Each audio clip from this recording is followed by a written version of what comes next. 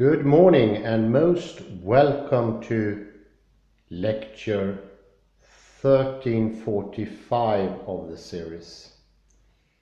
We will today talk about the connection of action, intention and reality. In short, it's how reality springs into being by our actions, intentions. This deep connection between the motor cortex and the collapse of the superposition, inner and outer being co-creator of reality. I will draw on the information of a previously looked through article by Sarah-Jayne, Blakemore and Decety and compare it to an article by Peter Sedelmeier, How Do Theories of Cognition and Consciousness in Ancient Indian Thought Systems Relate to Current Western Theorizing and Research.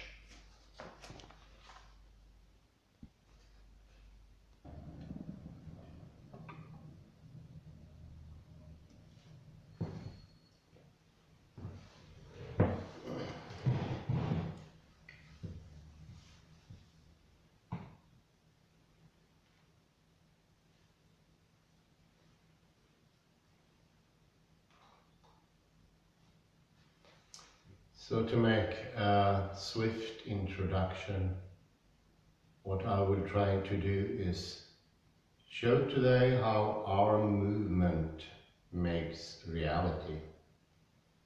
Our skill, as Heidegger mentioned, Verhir, is the quality of reality. And reality is a quality. It's not reality and the quality of reality, it is quality. And inner and outer cooperates, that's the message from quantum mechanics. What we have inside is entangled with the outside. Those together make objective reality.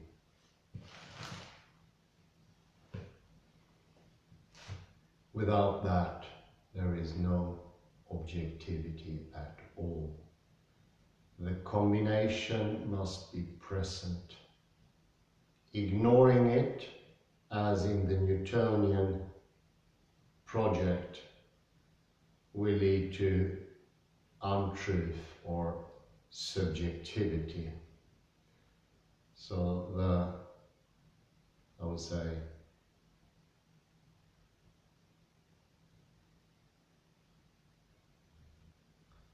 the most common picture today, that by taking away subjective perception, the node of the other, the observer, the consciousness, the ego,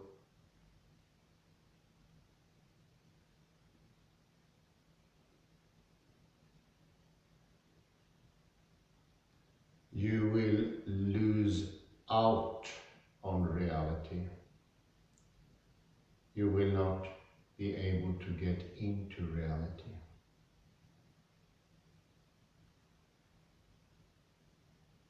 It will be completely taken away from you.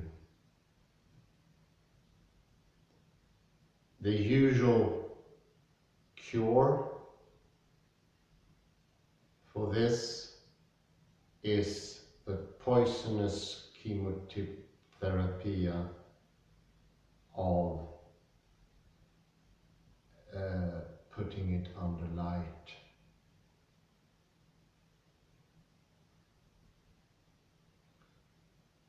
And I usually liken that to a strong fluorescent light, gazillions of light tubes to sort of reveal the objective truth, and then forcefully grasp it with no skill, with no concern, with no Sorge.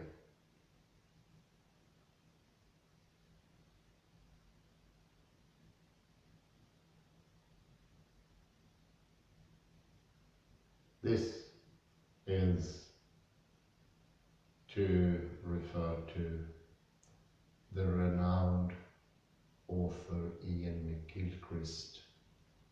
This is the dictatorship of the left hemisphere. Forcefully grasping, capturing, conquering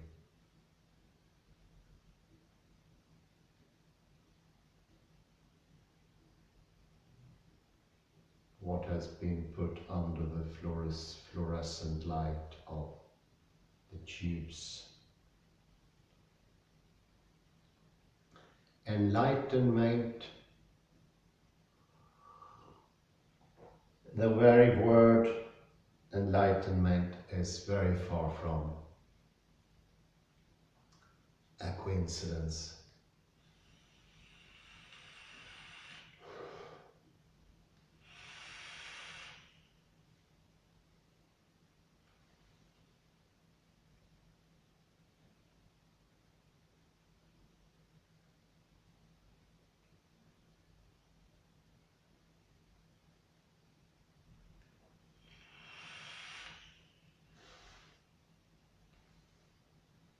Light is the metaphor of the left hemisphere. Bring it all out.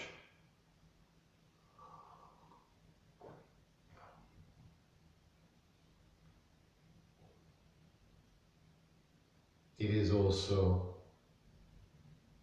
the motto of the Newtonian paradigm. Out in the open. Cut it out, isolate it,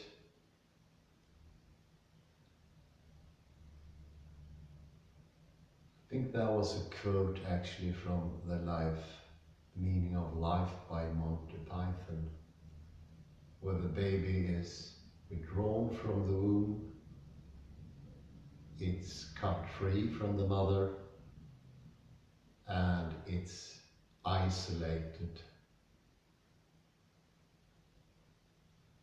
Quickly with a machine that goes bing. What better metaphor could be for the Newtonian mechanical concept of unconsciousness in an unconscious, soulless, material world?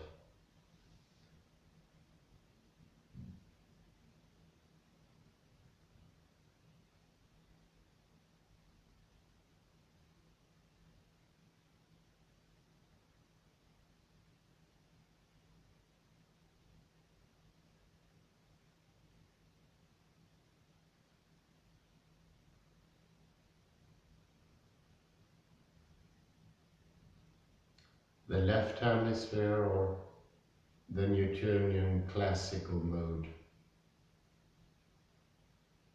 have even captured science itself, made claims to it, defined what knowing is about. Cut out, isolate.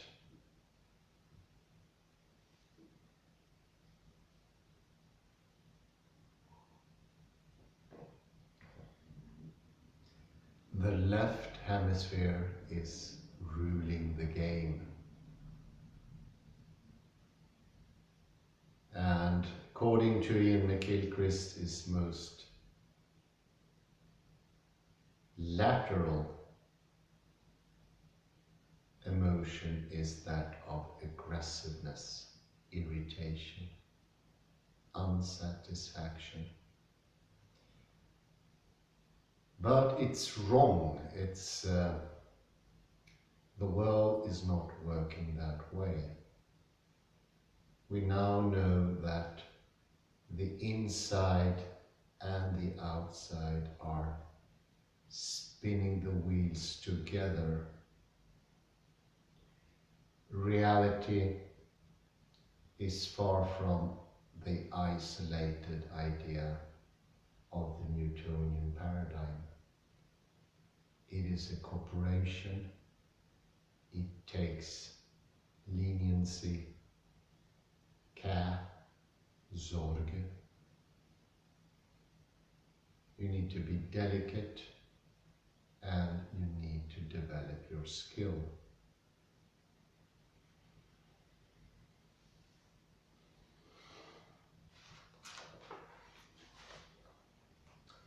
One good example, I think I need to put some light here, just give me a second. It is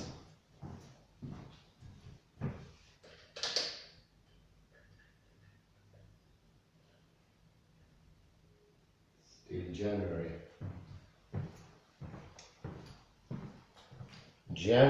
the 13th.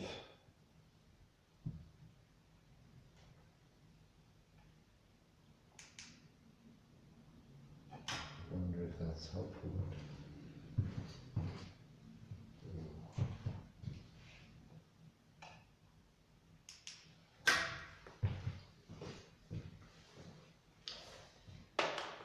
In the previous lecture, I mentioned body mapping, inspired by Barbara Conneval's book, How to Learn the Alexander Technique.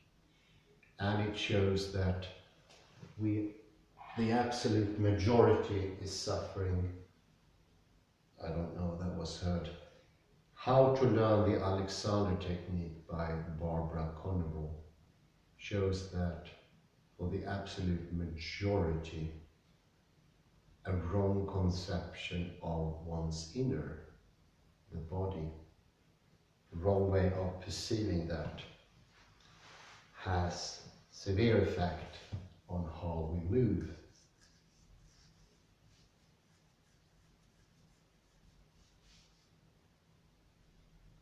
And how we move,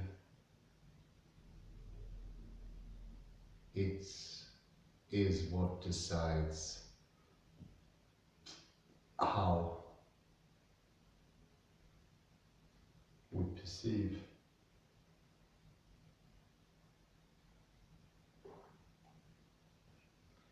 Perception in the brain is all in the motor cortex.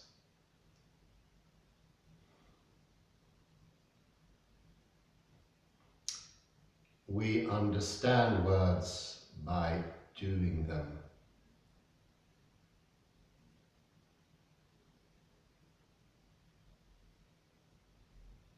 There will be an activation in the motor cortex when thinking of cycling and actually cycling.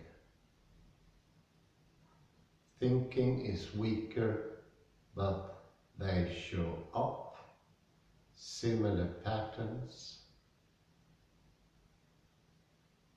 location and force.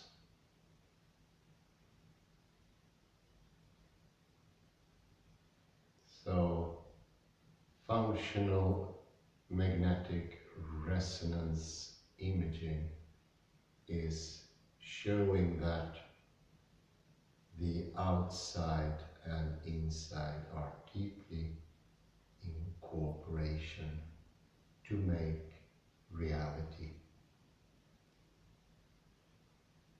Reality is not in the light. Neither is it in the darkness. It's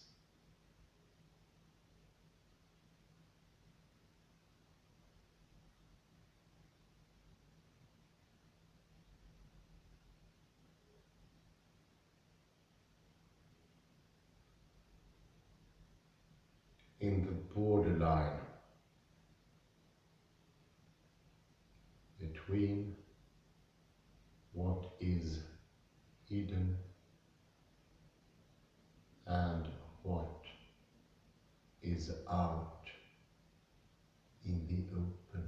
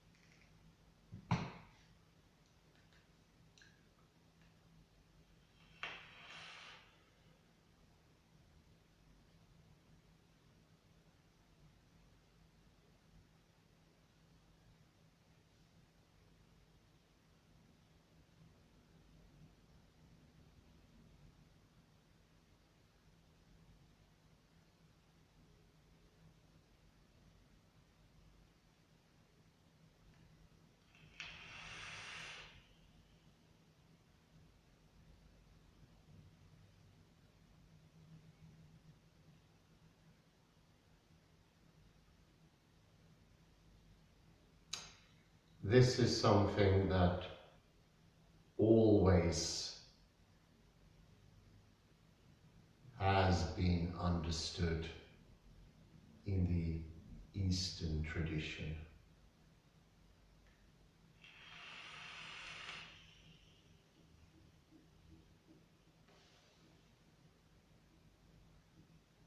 All Eastern tradition starts in the middle zone between the hidden and what is out in the open.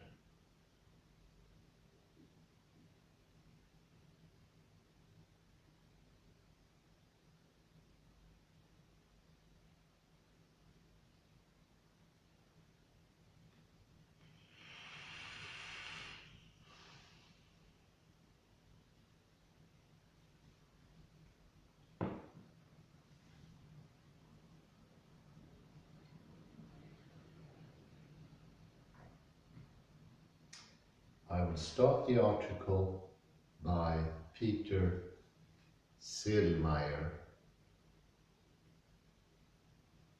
written together with Kunchapudi Srinivas. How do theories of cognition and consciousness in ancient Indian thought systems relate to current Western theorizing and research?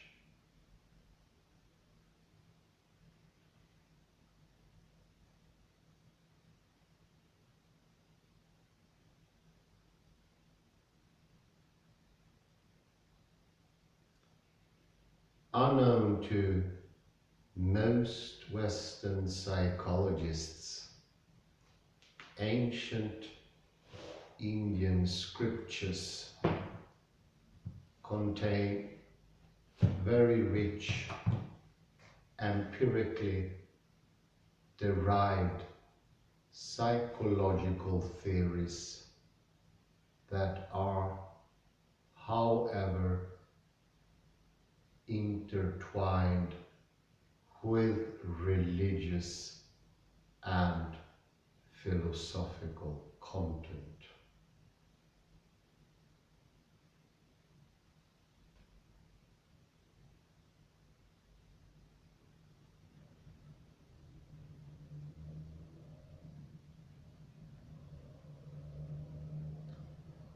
This article represents our attempt to extract the psychological theory of cognition and consciousness from a prominent ancient Indian thought system.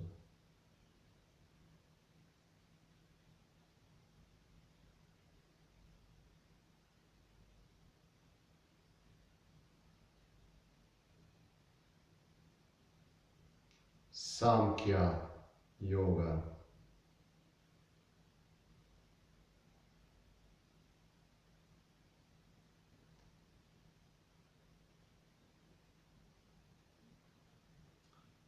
We derive rather broad hypotheses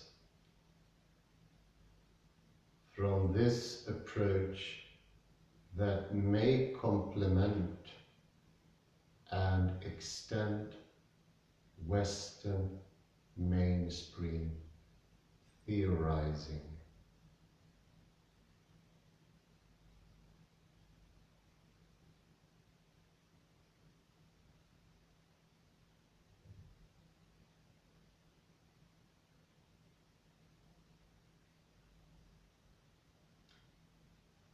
These hypotheses address an ancient personality theory.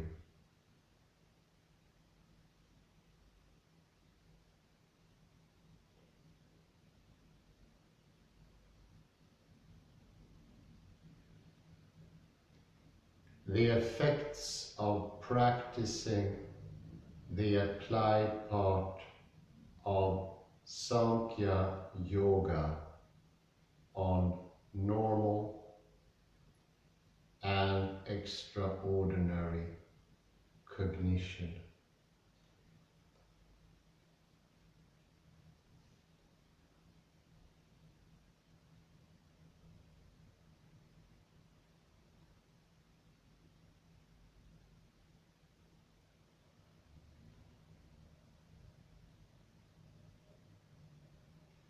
As well as different ways of perceiving reality.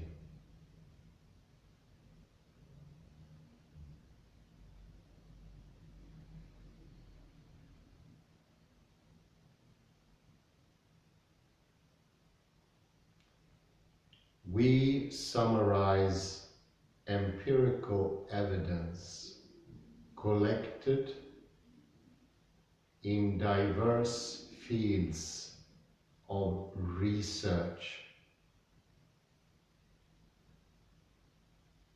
that allows for making judgments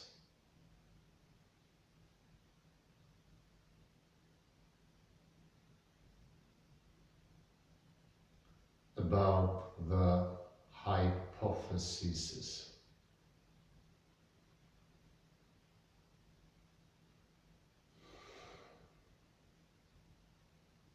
And suggest more specific hypotheses to be examined in future research.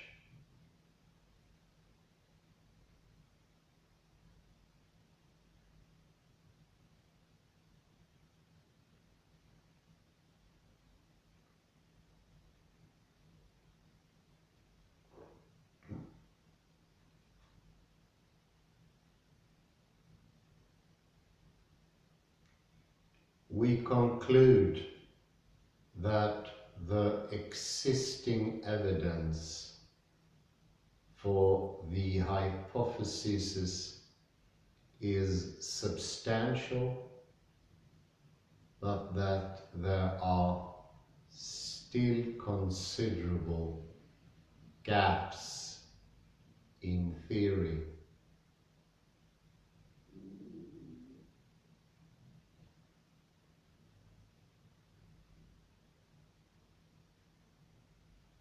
And research to be filled.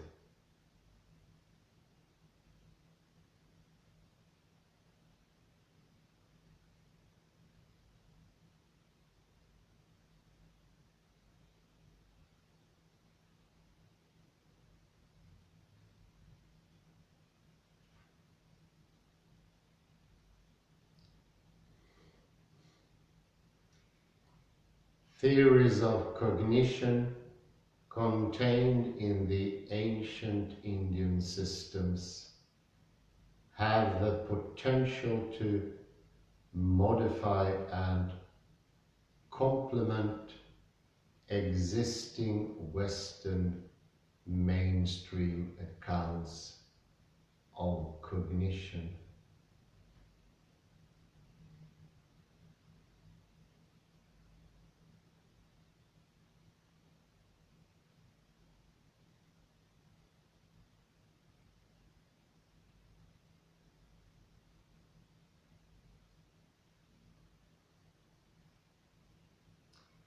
In particular, they might serve as a basis for arriving at more comprehensive theories for several research areas that,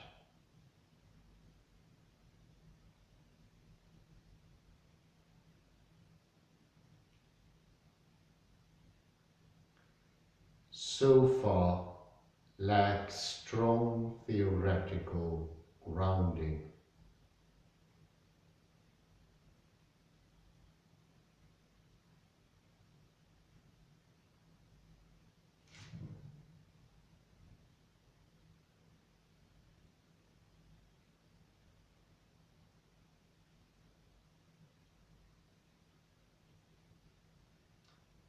Such as meditation research or research on aspects of consciousness.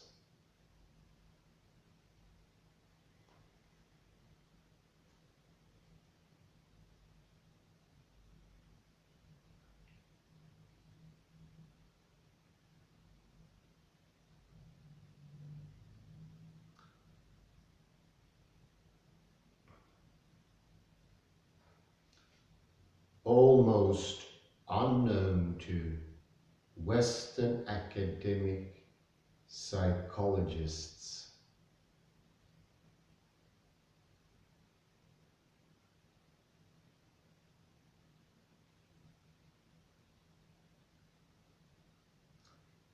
There is a huge collection of ancient Indian thought systems that attempt to describe and explain human experience and behavior.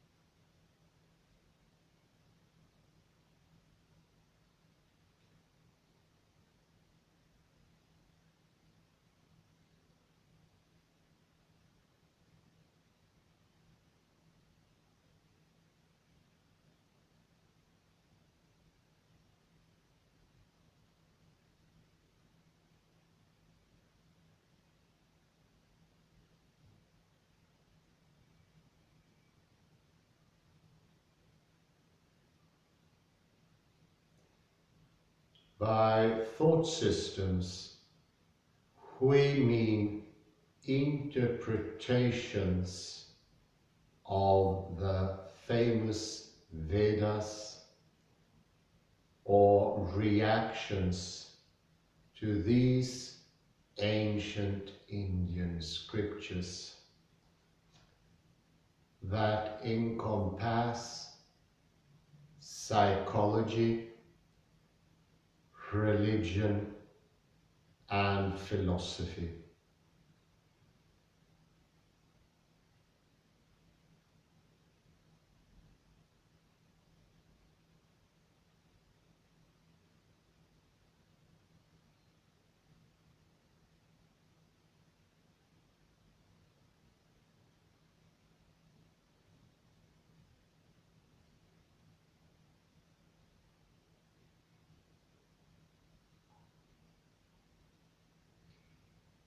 We will refer to these hereafter simply as systems.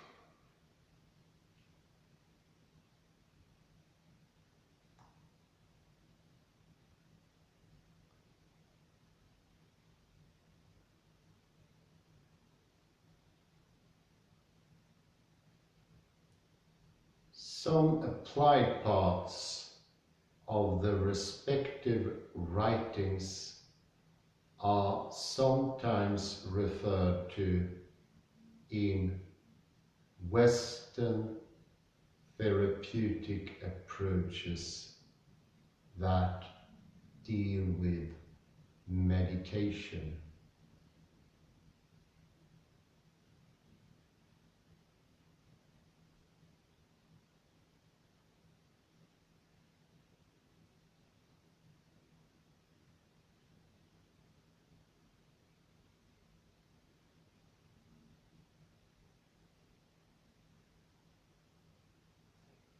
However, the theories contained in the Indian systems were not developed to describe psychological, clinical, or therapeutic processes.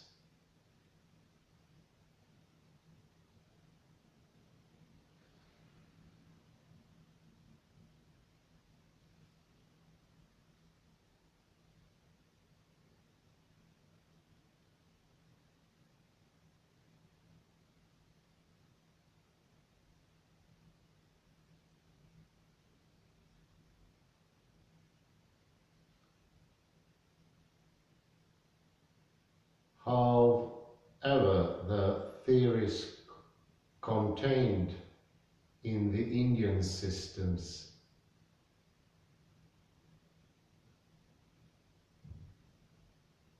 propose methods to improve life and gain wisdom.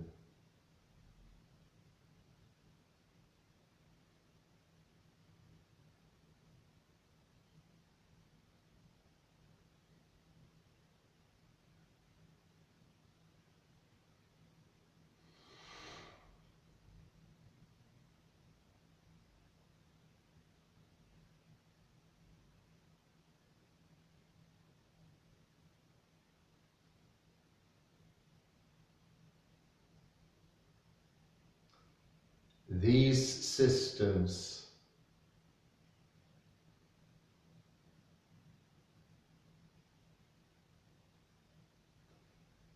are basically theories that cover in principle all the main aspects of psychology, such as cognition, behavior,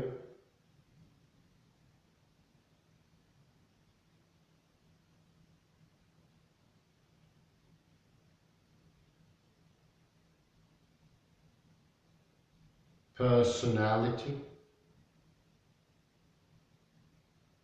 emotion, and volition.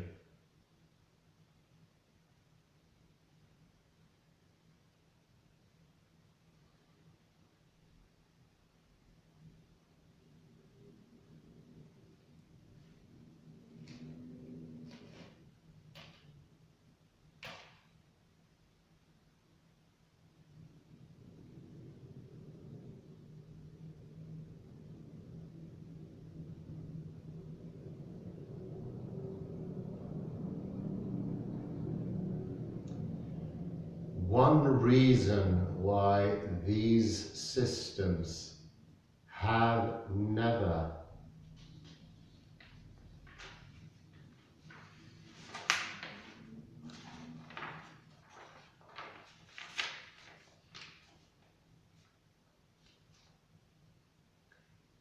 made it into Western textbooks might be that they are not purely psychological.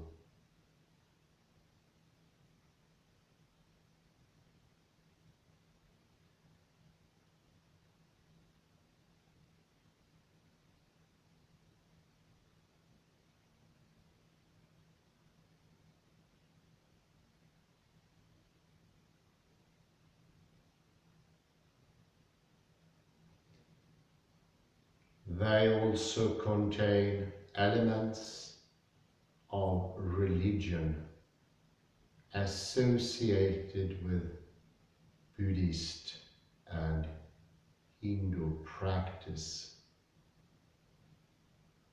and of philosophy.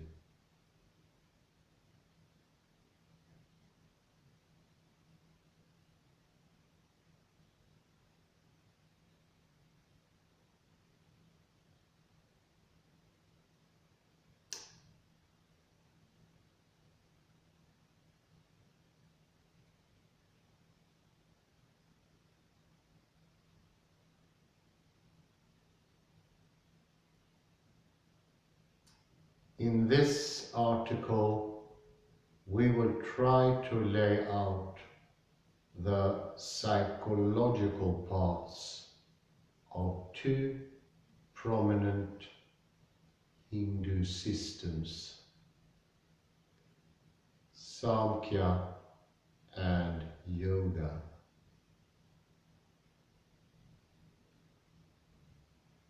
Usually treated as a single system.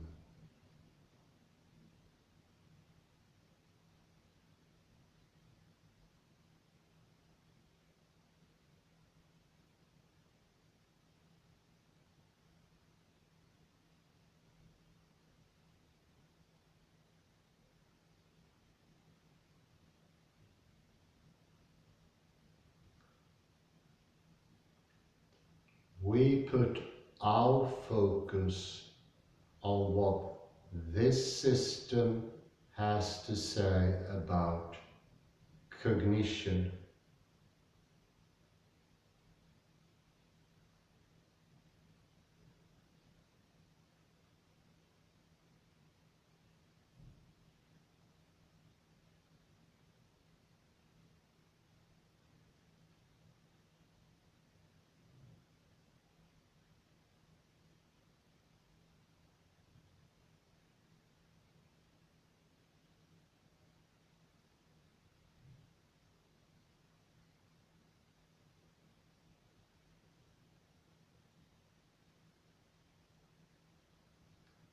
It will be seen, however, that cognition cannot be fully isolated from the other aspects of human experience.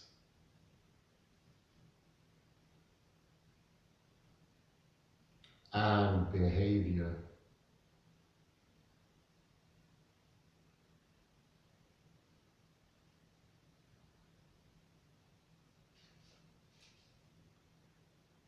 As has usually been attempted in the mainstream Western psychology.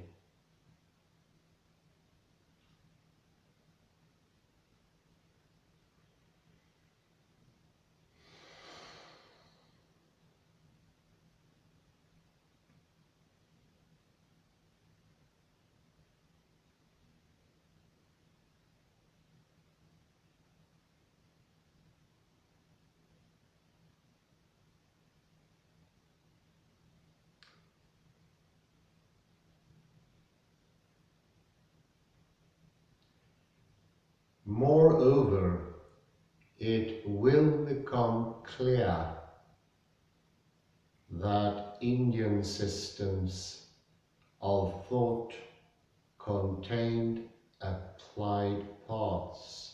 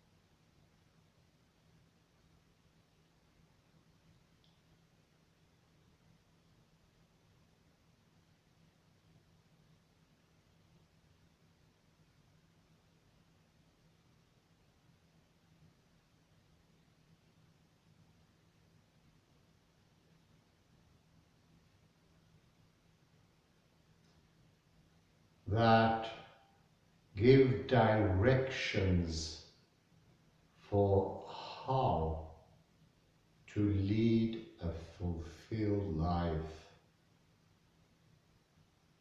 An aspect that has only recently found increased interest in Western psychology.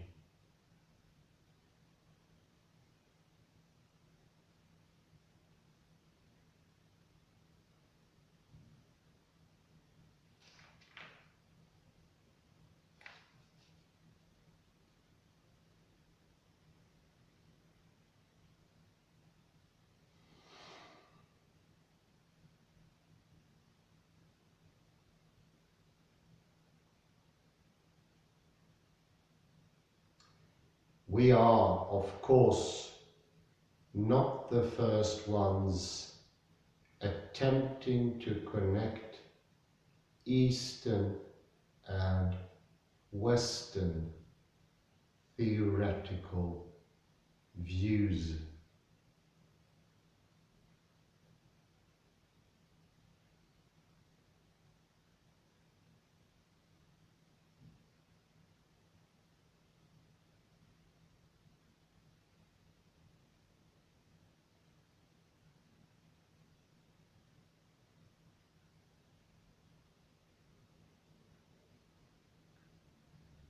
Several authors have already introduced Buddhist approaches as a theoretical basis for research on meditation.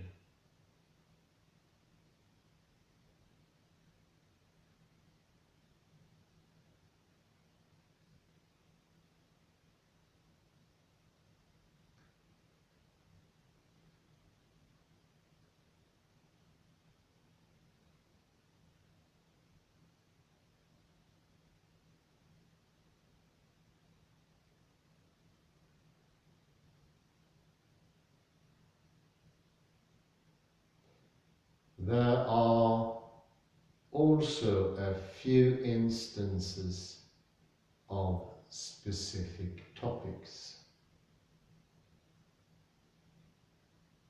for which a connection between Indian systems and Western theorizing has been drawn.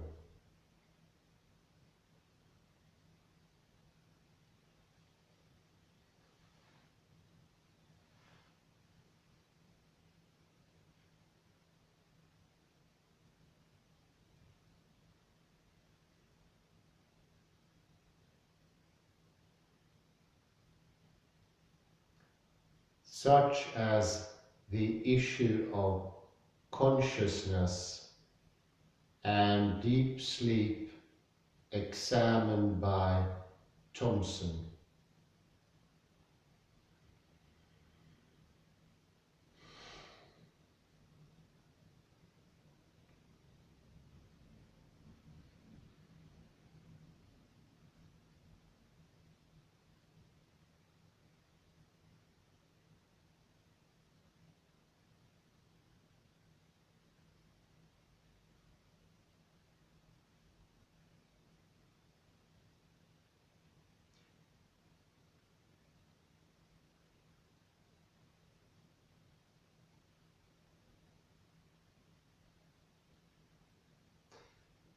The basic difference between our attempt and previous approaches is that we do not begin with a specific topic.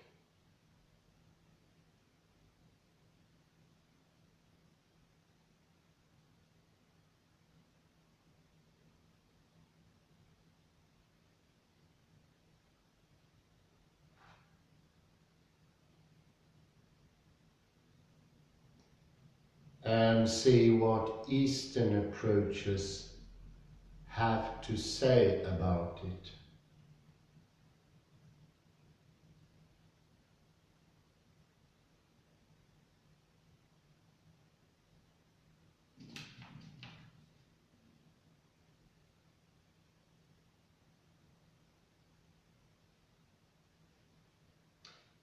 we start with a complete Indian system and explore in which areas in Western psychology general hypotheses derived from this system could make a difference.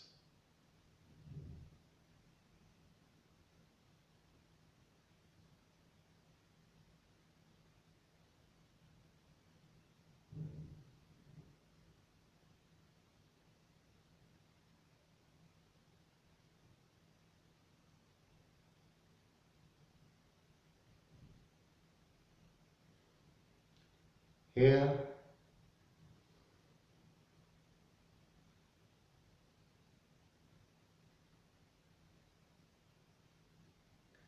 for want of space, we will concentrate on a prominent combined Indian system.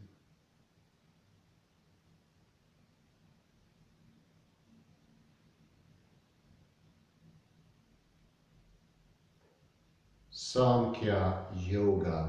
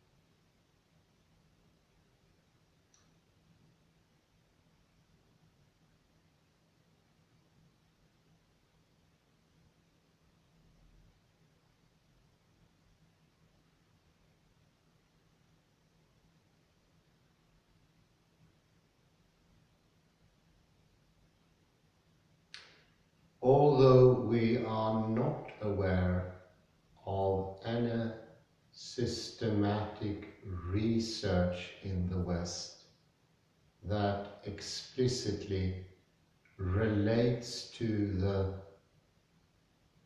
rather broad hypotheses to be derived from the Samkhya.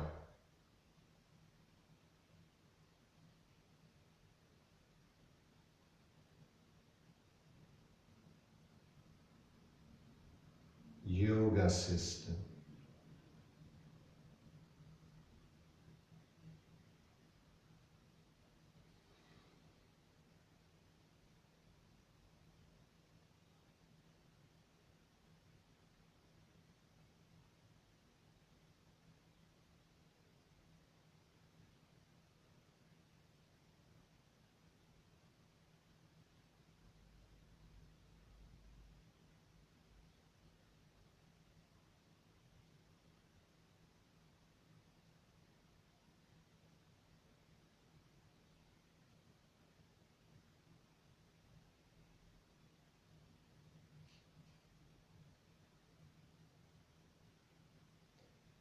Some Western researchers might have had such hypotheses in mind when conducting the research.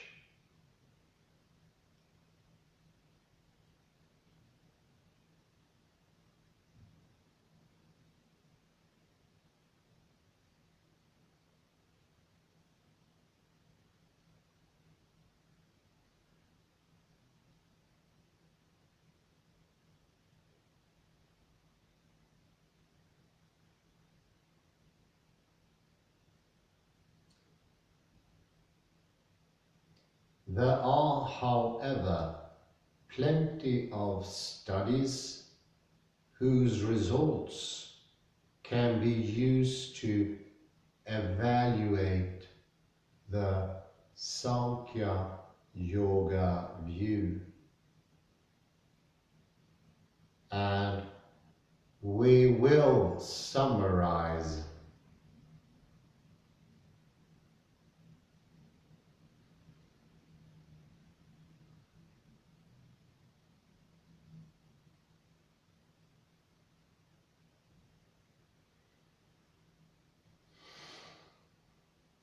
And evaluate this evidence below.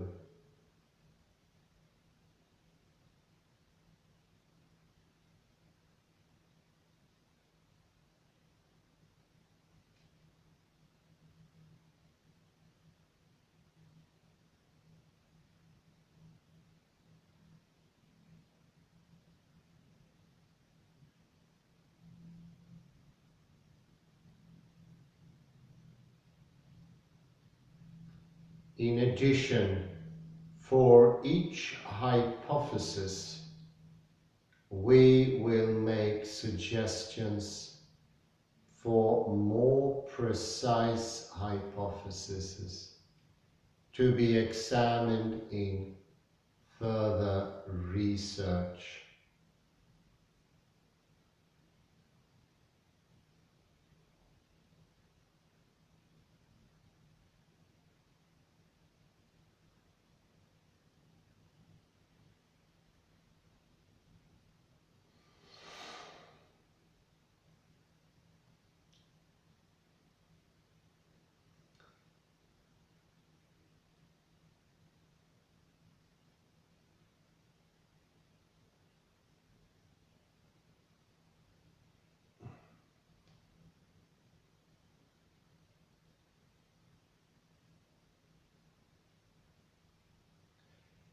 Before we begin, it is probably necessary to clarify two central issues.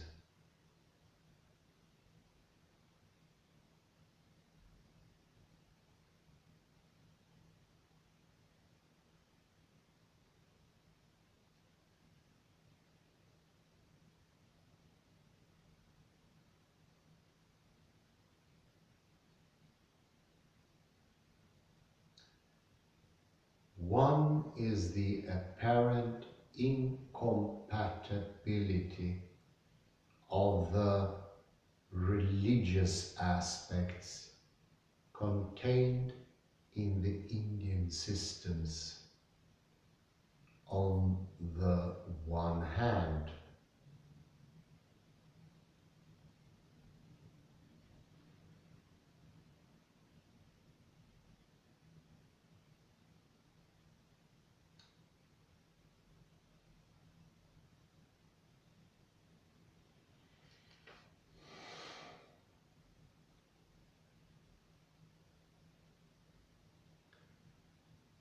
and secular Western psychological science on the other.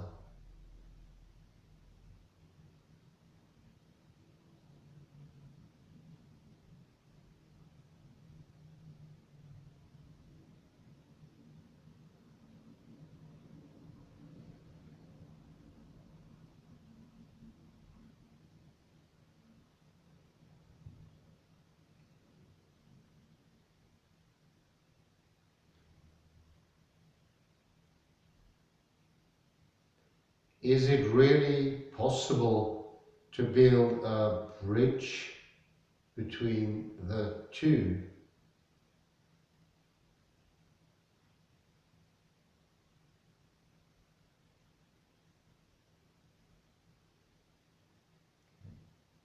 And the other question that arises, if one comes to a positive conclusion for the first issue, is this: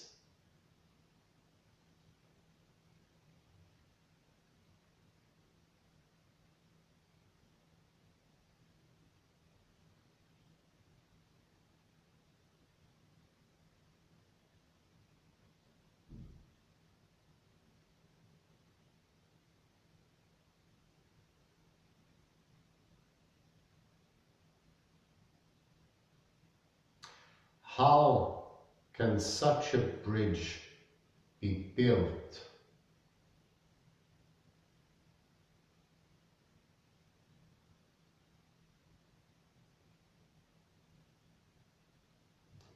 With such different contexts and nomenclatures?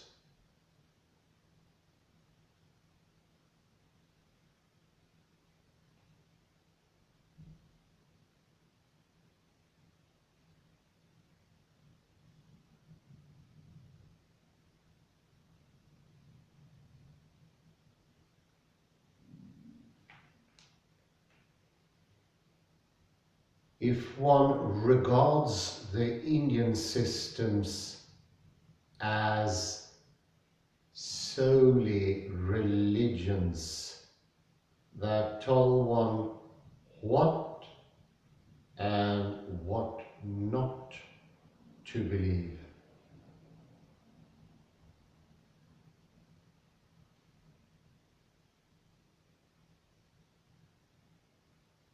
then such an endeavor would make little sense.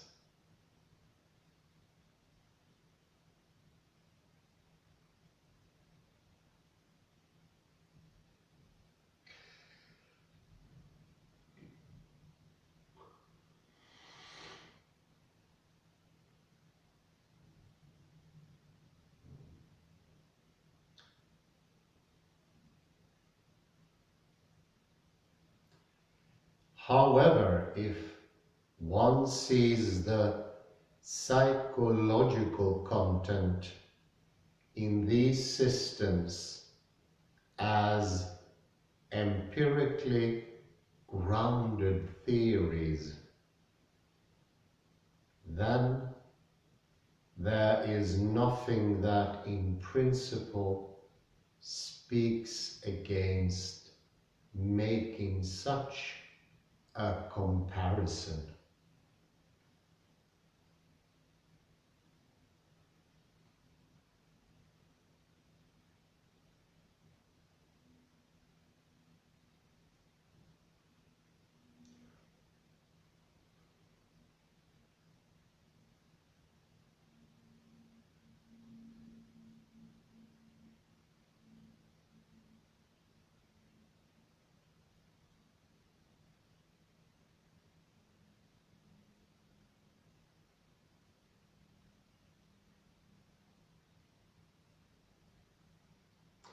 Indeed, Buddhist insights, for instance, rest on the experiences the Buddha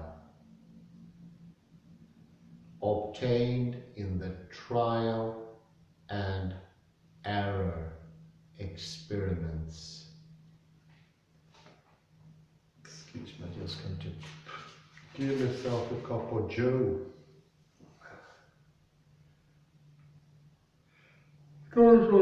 I'm really tired here in this January weather.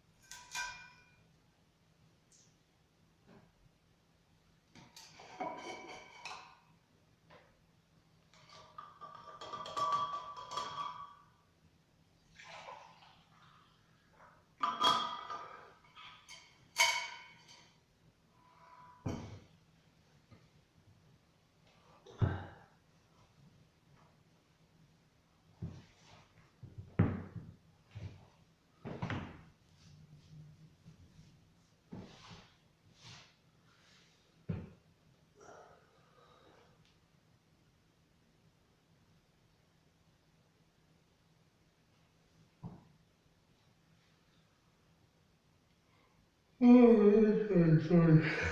Very sorry for my.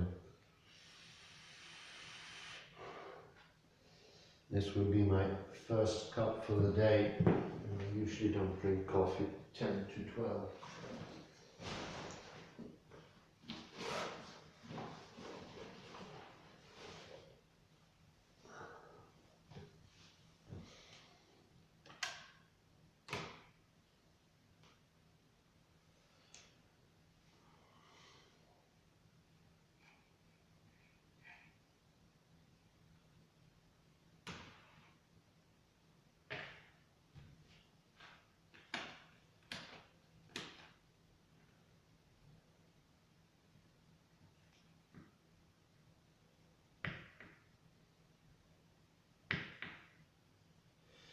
Well, I can at the same time comment a bit here.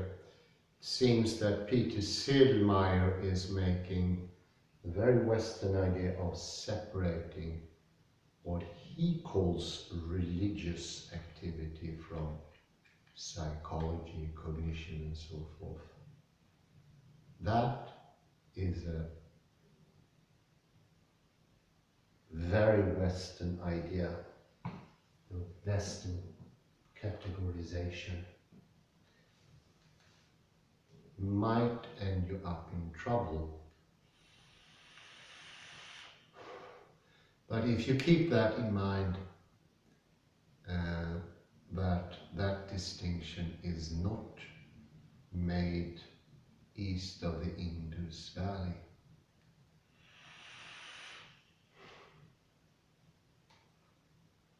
It's a better chance of coming into the right direction.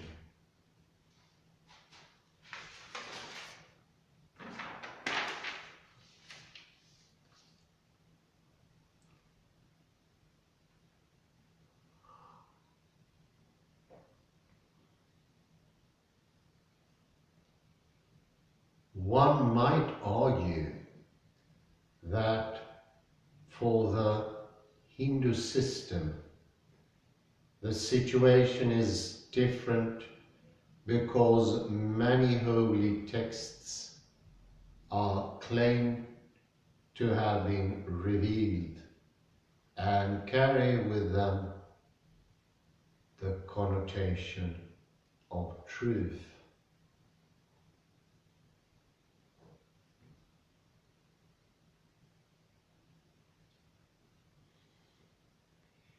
In an unquestionable sense.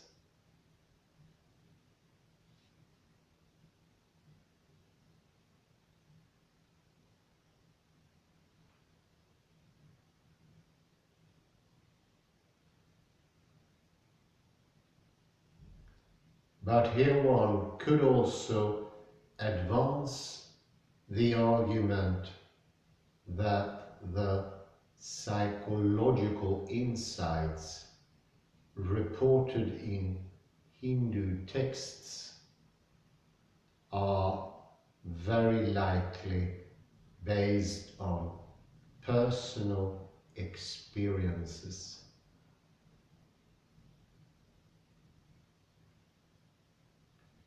At least this is our working hypothesis.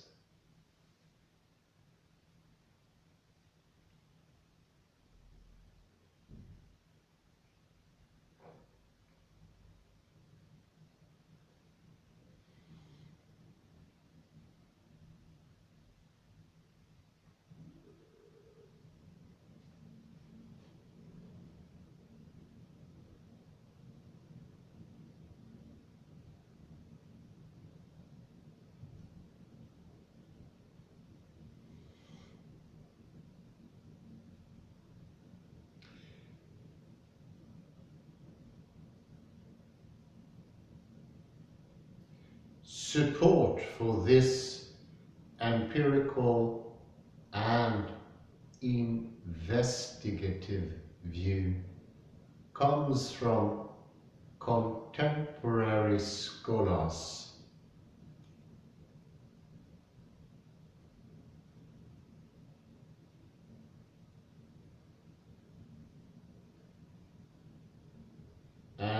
leading Hindu figures of the recent past.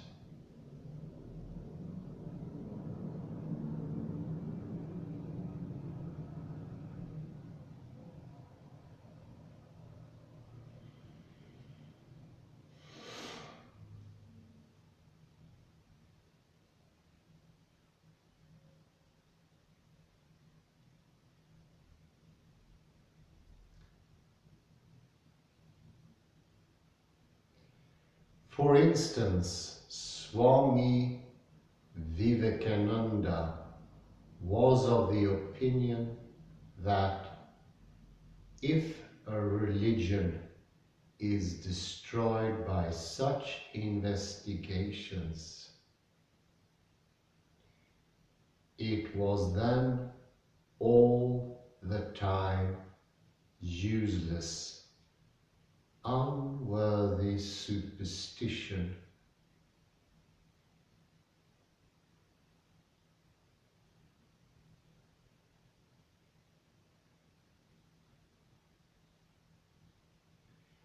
And the sooner it goes, the better.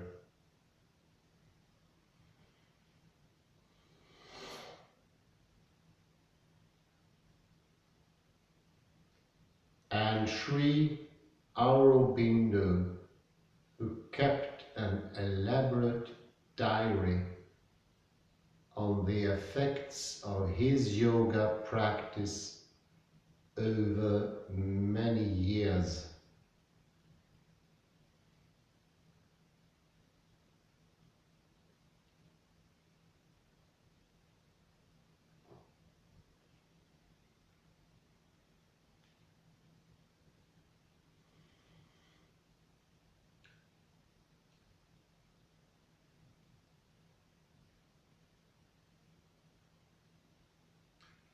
came to the conclusion that yoga, the applied part of Hindu theory,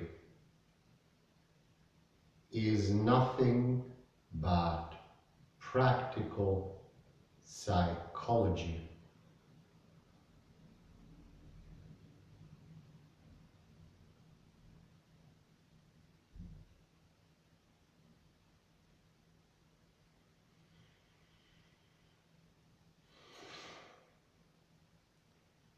Although the original evidence is more akin to qualitative data gathered in single case designs in contemporary psychology.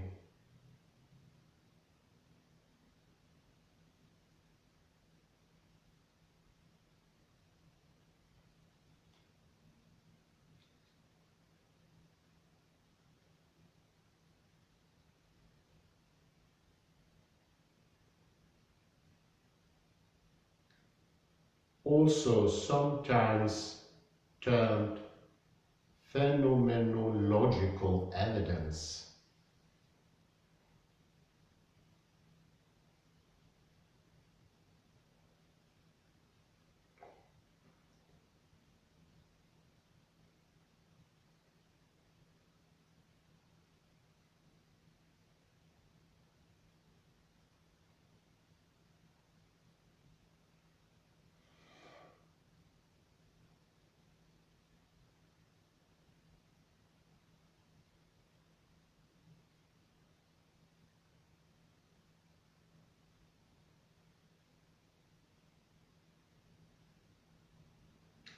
It is, in our view, nonetheless as empirical as can be.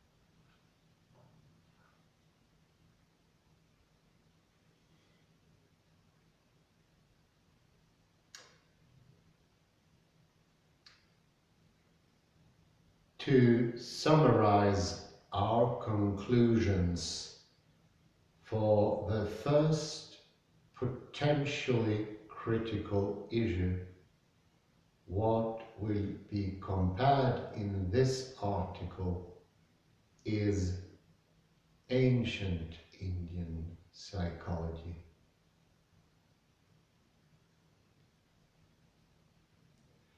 With Western psychology, and not religion.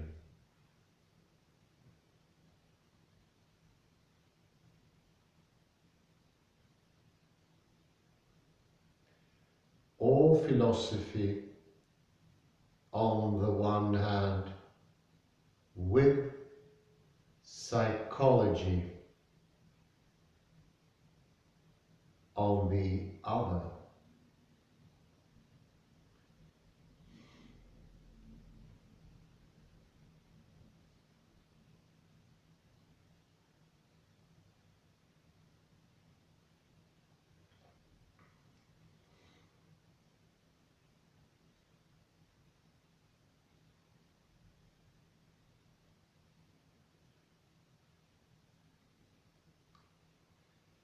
The second potentially problematic issue arises from the way ancient Indian psychology is presented.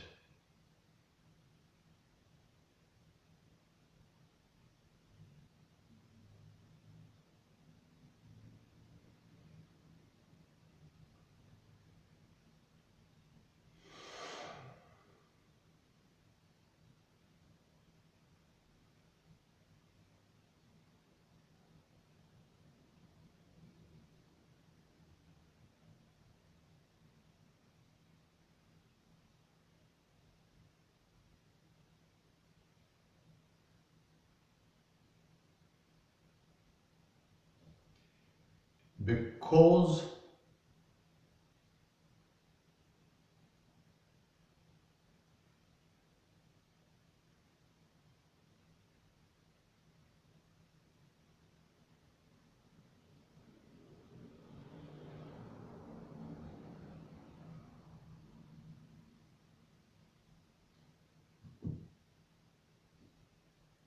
it is embedded in a religious or philosophical context, and of course, because it was compiled a long time ago.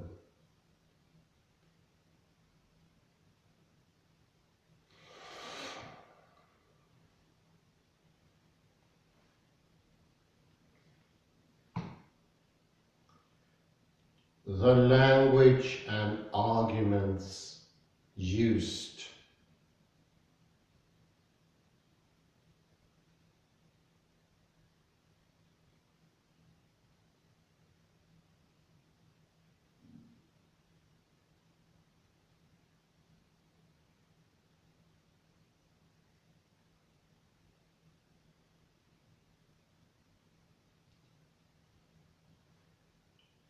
are not familiar to present-day psychologists.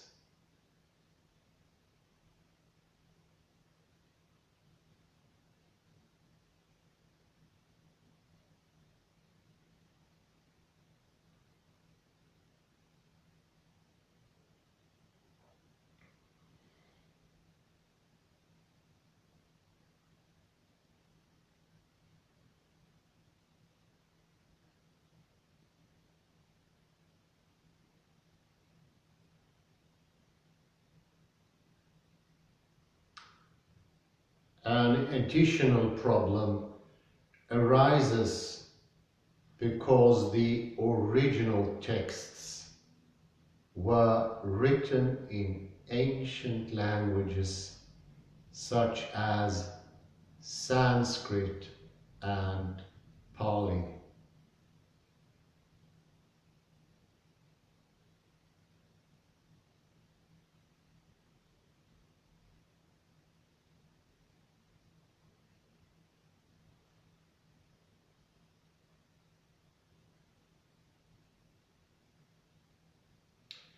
and translations are often ambiguous.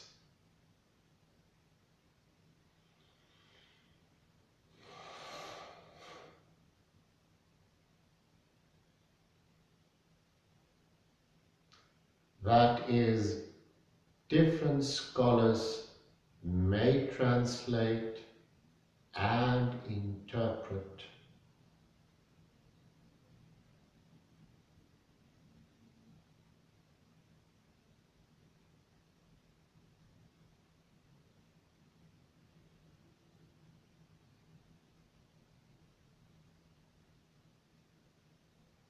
The same expressions differently.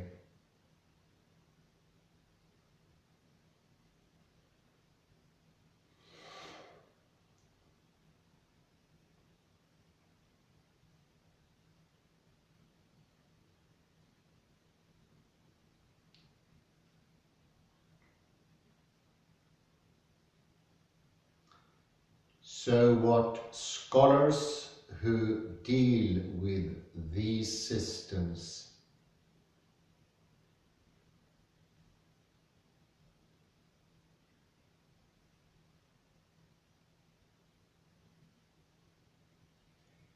mostly philosophers and philologists by profession,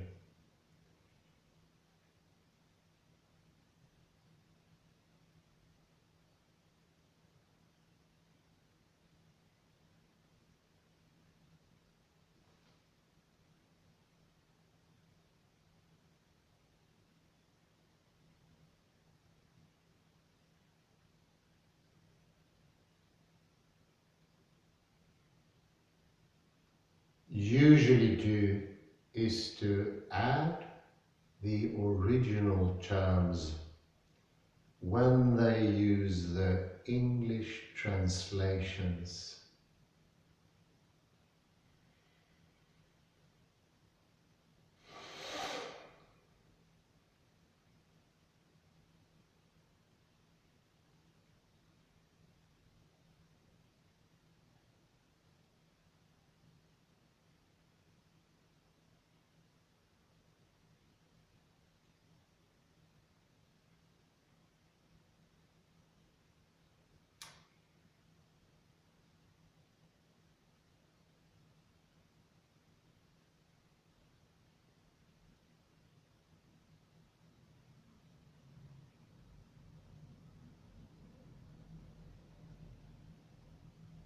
We will also do this occasionally for very central terms.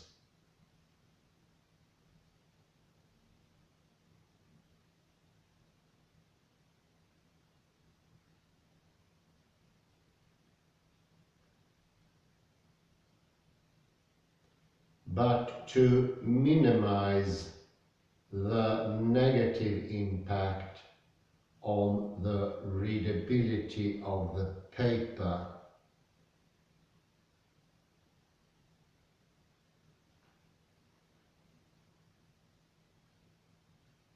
we will use mostly English translations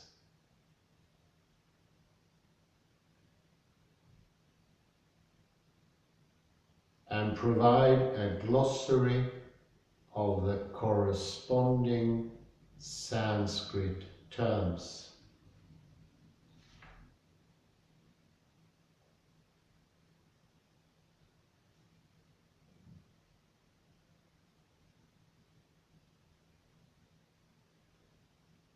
In the supplementary material.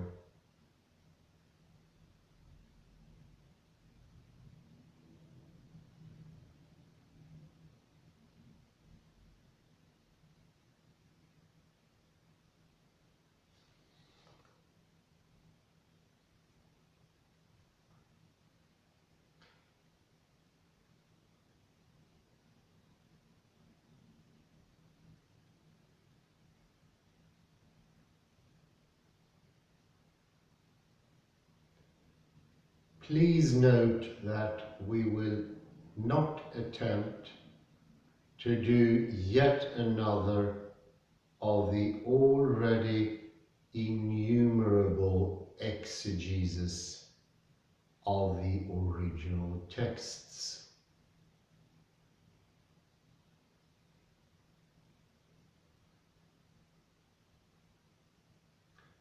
And we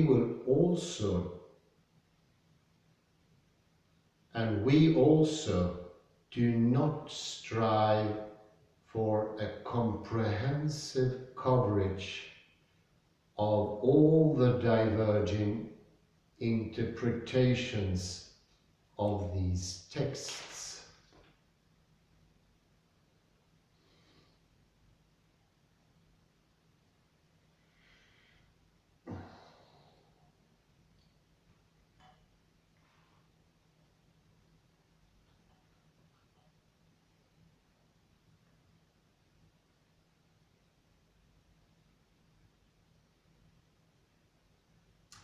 What we want to convey, however, are all aspects that are central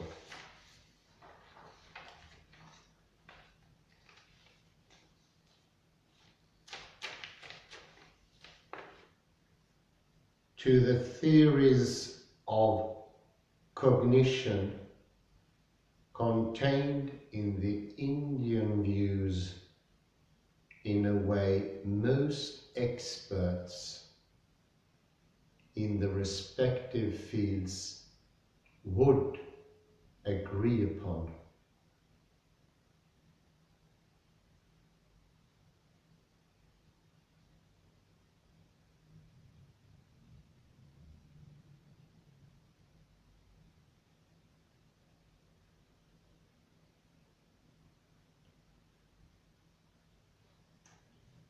Before I start next, I think I need another little cup. The first one almost did the trick.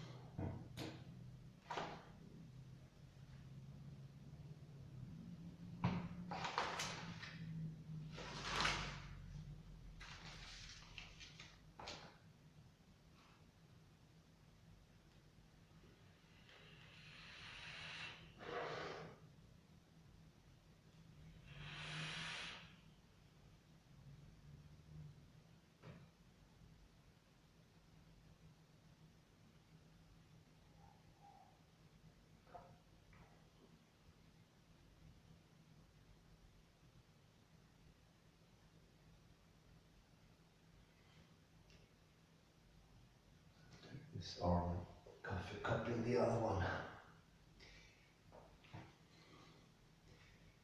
Cognition in everyday life.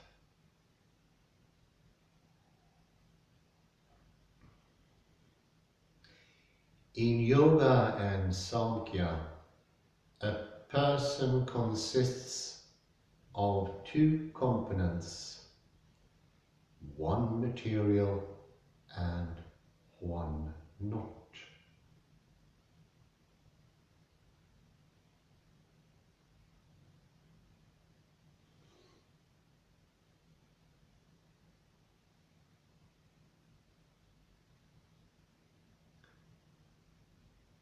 The material one, Prakriti,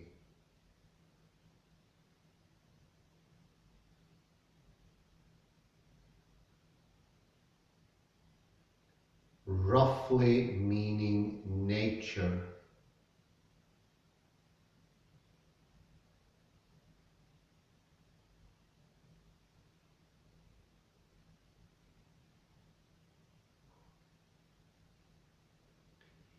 is composed of three qualities.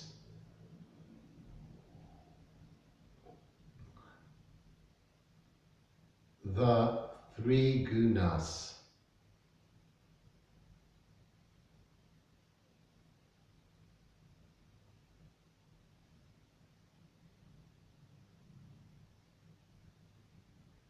Sattva, Rajas and Tamas.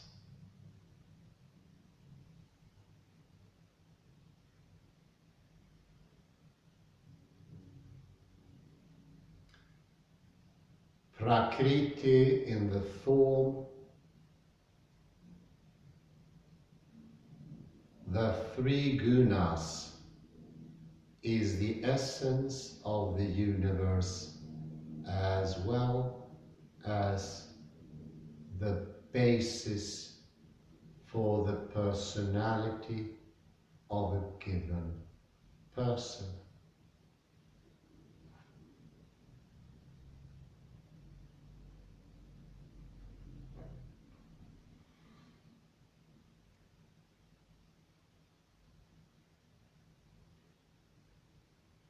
The specific personality as well as everything material, including the mind,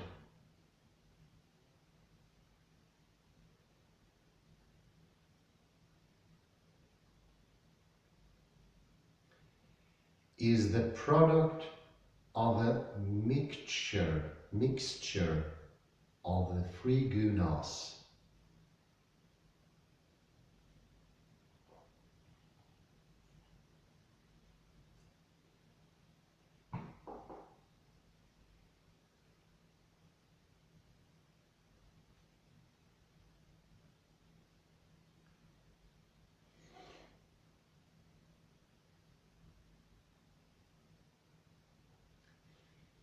The non-material component of a person and of the world is Purusha.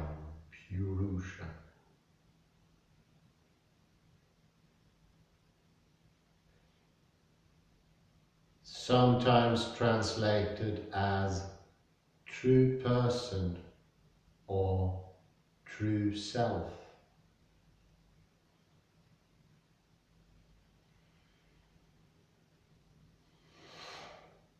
But especially by Indian academic writers, often rendered as pure consciousness.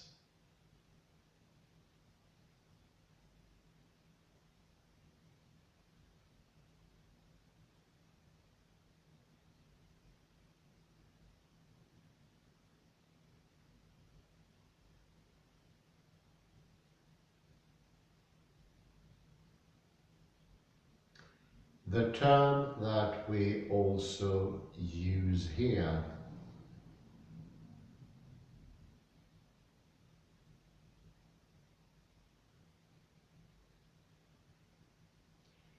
note that whereas the concept of consciousness as used in Western thinking is always intentional,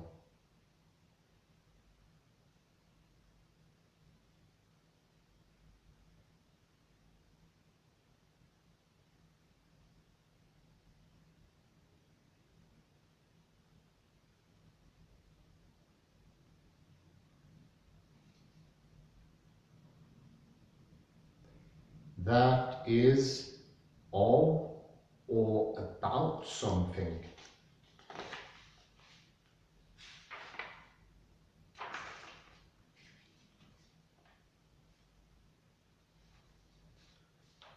Pure consciousness has no qualities or characteristics of its own, but underlies all our being and knowing.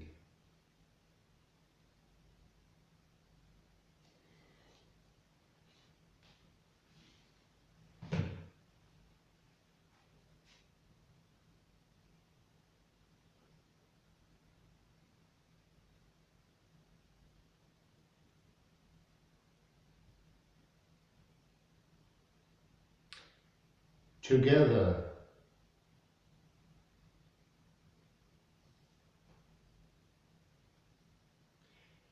Prakriti and Purusha constitute the manifest world, as well as the person in its full sense.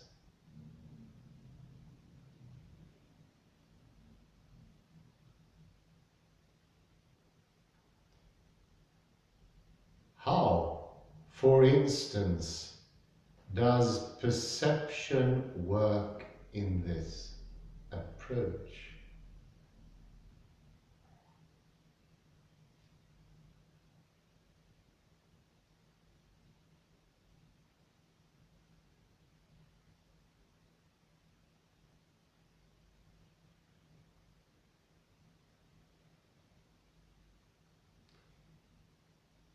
The sense mind chooses an external object through the peripheral sense organs.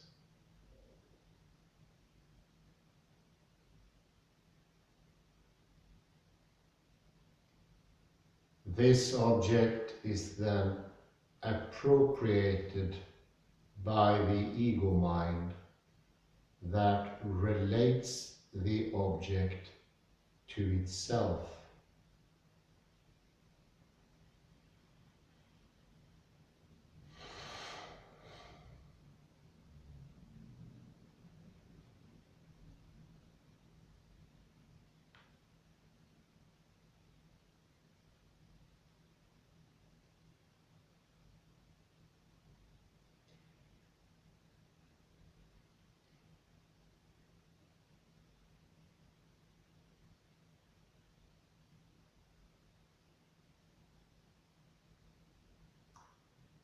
Then the intellect represents the object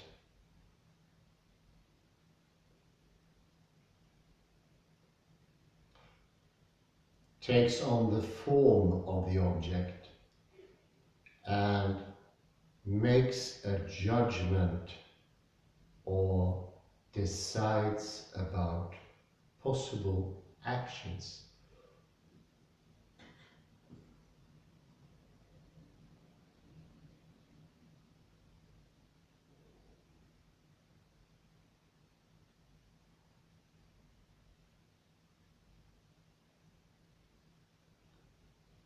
The intellect, which is by nature unconscious, part of Prakriti, becomes conscious and cognitions become possible only when it makes contact with Purusha.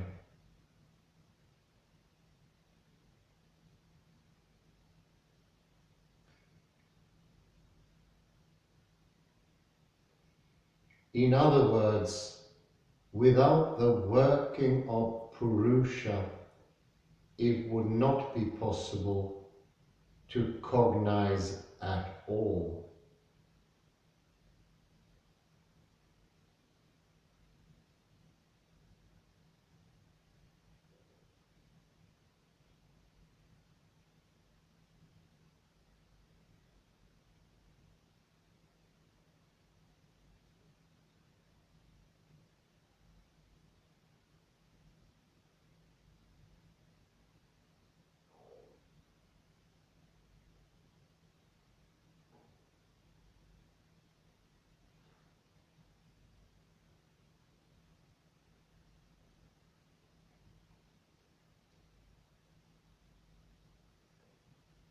However, for untrained persons, the contact between Purusha and the intellect only works in one direction.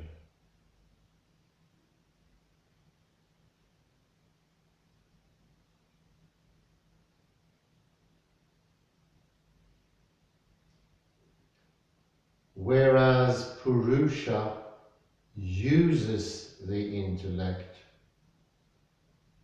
intellect only reflects pure consciousness without seeing it in its pure form.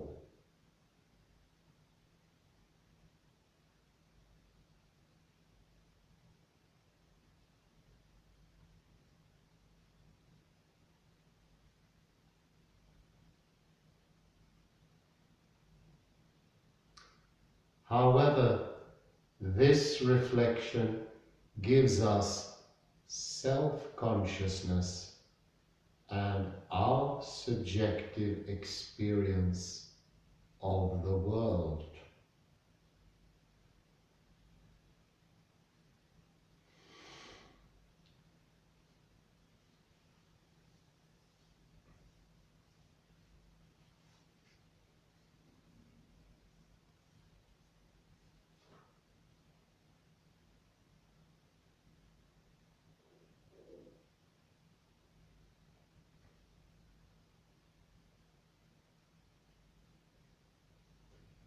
The information the mind uses does not have to come from the senses alone.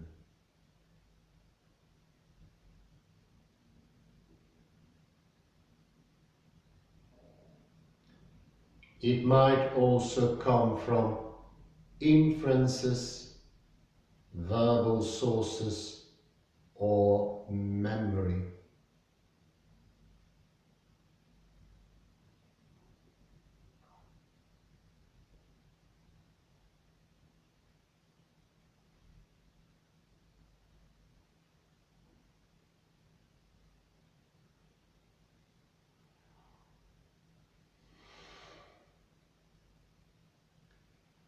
In addition, it contains instinctual tendencies inherited from the effects of past actions and from previous lives that have their effect in the present life.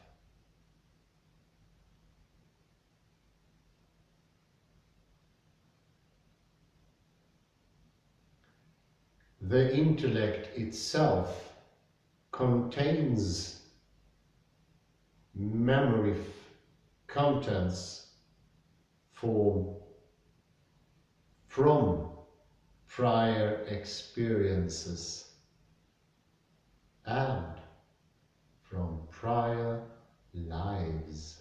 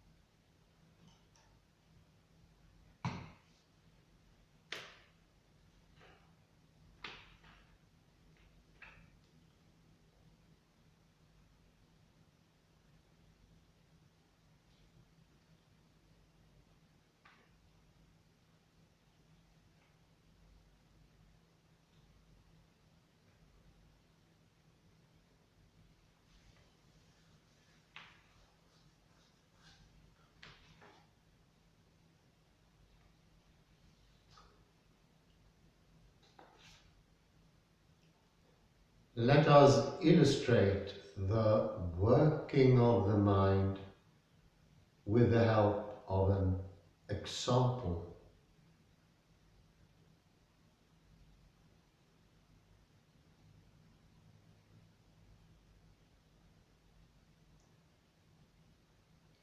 If, for instance, the senses are presented a banana,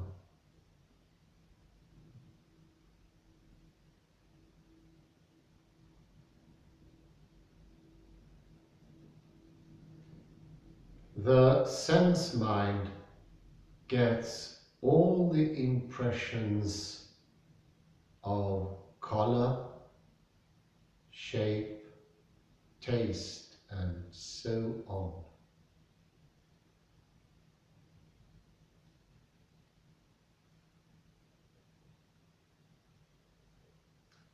Combines them and separates the total unified object built in this way from other objects.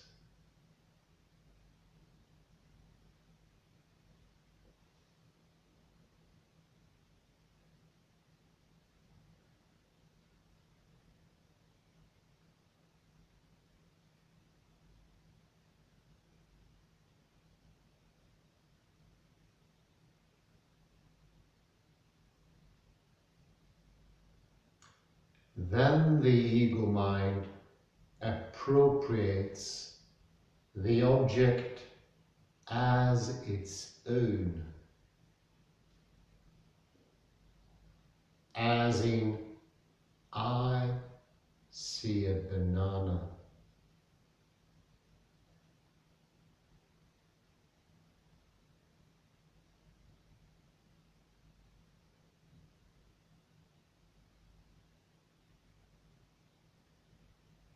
At this stage of perception, the object in question is an object of one's experience, but is not seen as an object of the objective world.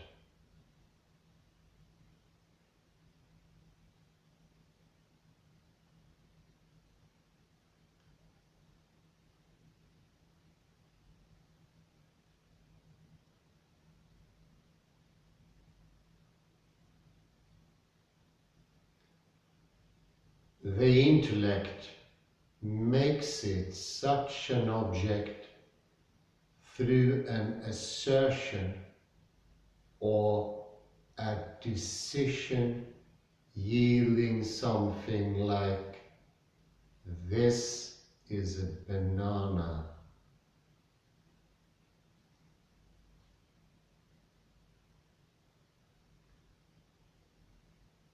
As the result of the decision process.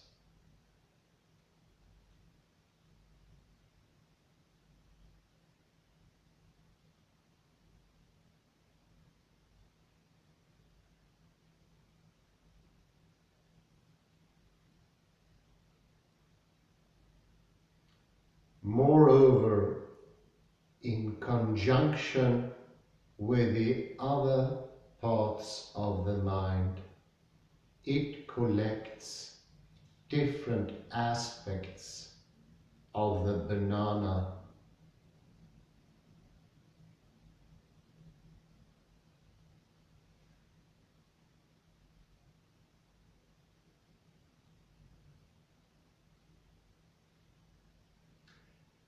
such as the banana tree,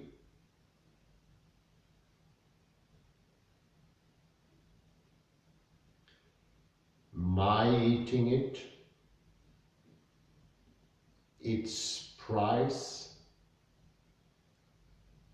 its nutrients, and so forth, and relates them to the perceived banana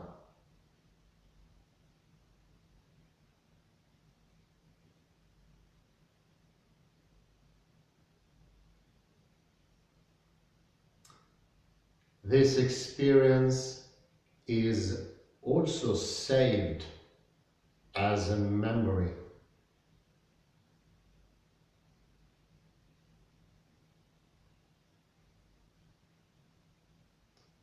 However, the whole process only works with the help of pure consciousness that is reflected in the mind and senses.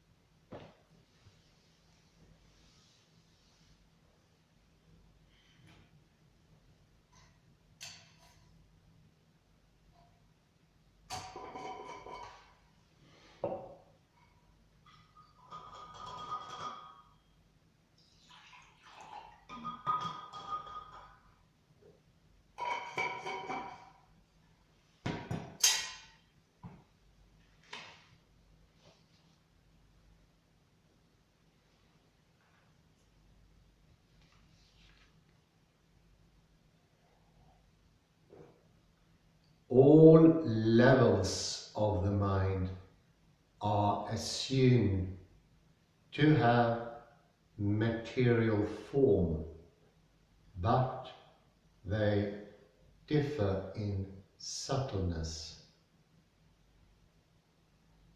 The intellect being the most subtle and the sense mind the least.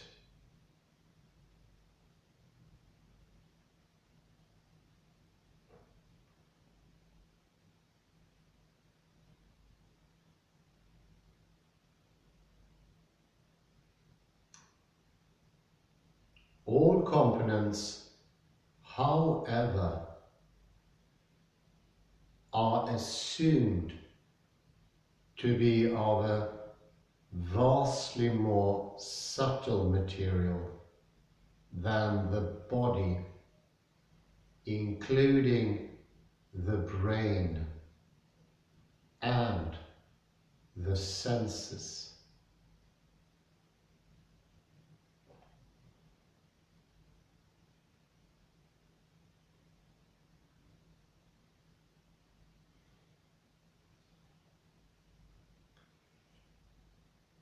Note that in Samkhya Yoga,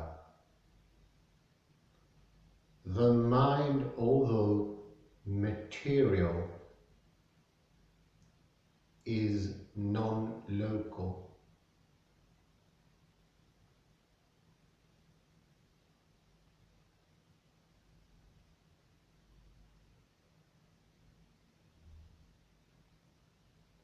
That is, it need not be situated in the brain.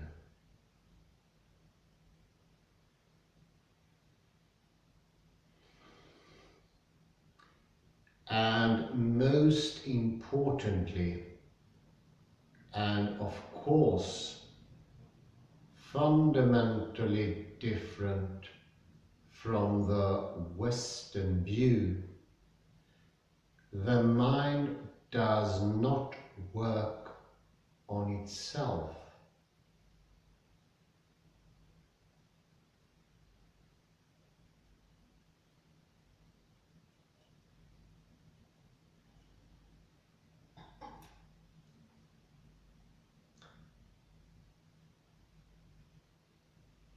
Conscious cognition needs the connection between the intellect and the central component in the yoga system, pure consciousness.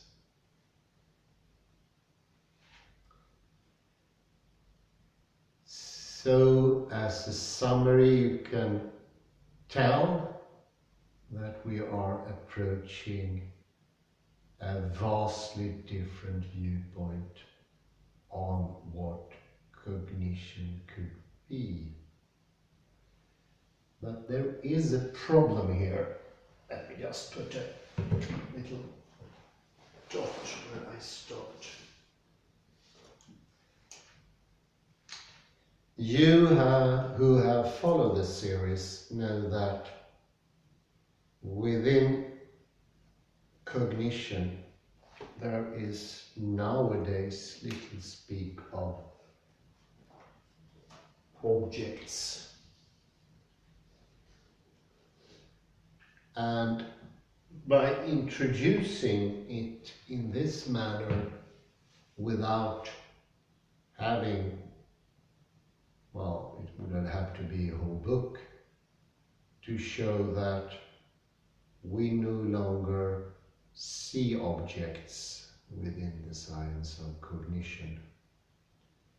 And by not explaining that, the reader will assume what we all do, that those things are literally out there or determined.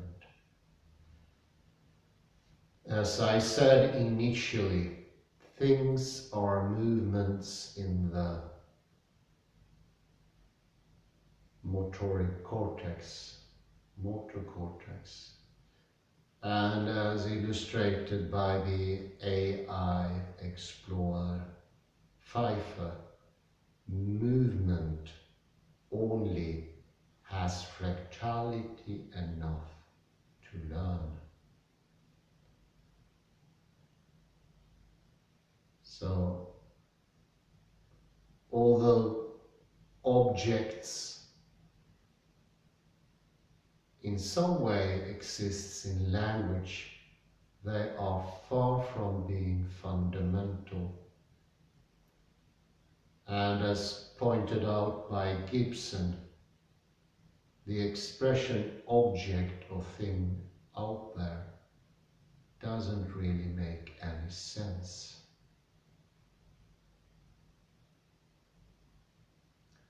Reality is more verbal, and one of its expressions can sometimes be termed an object in language, but it will remain a fractal movement.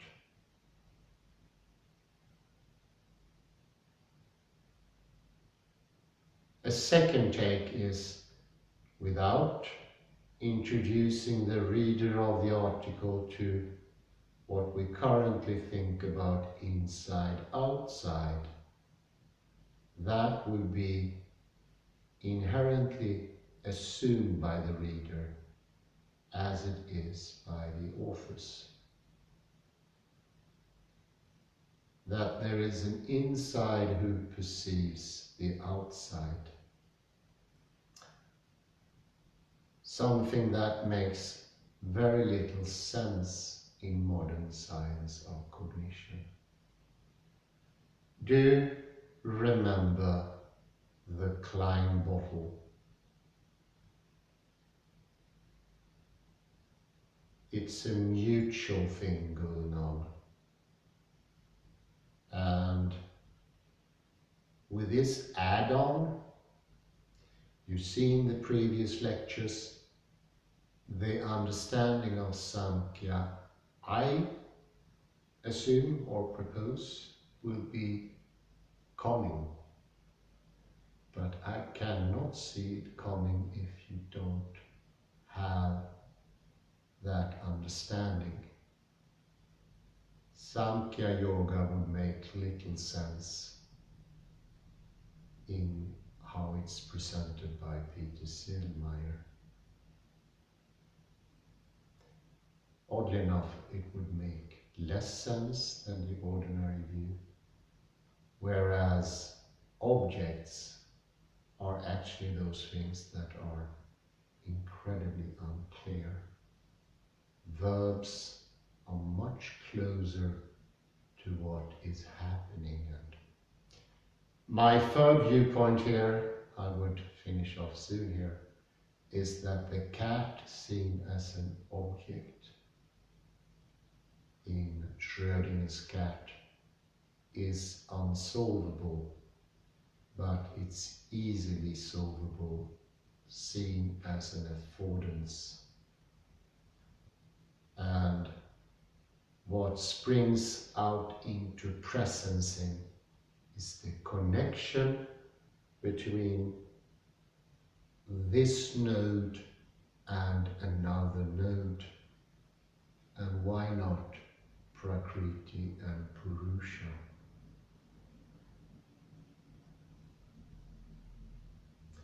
I say thank you very much.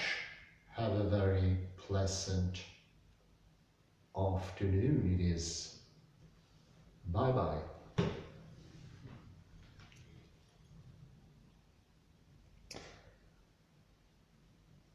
While still spring is not coming, but the temperatures are closing up to summer temperatures. Look at this. 7 degrees in January. What about that?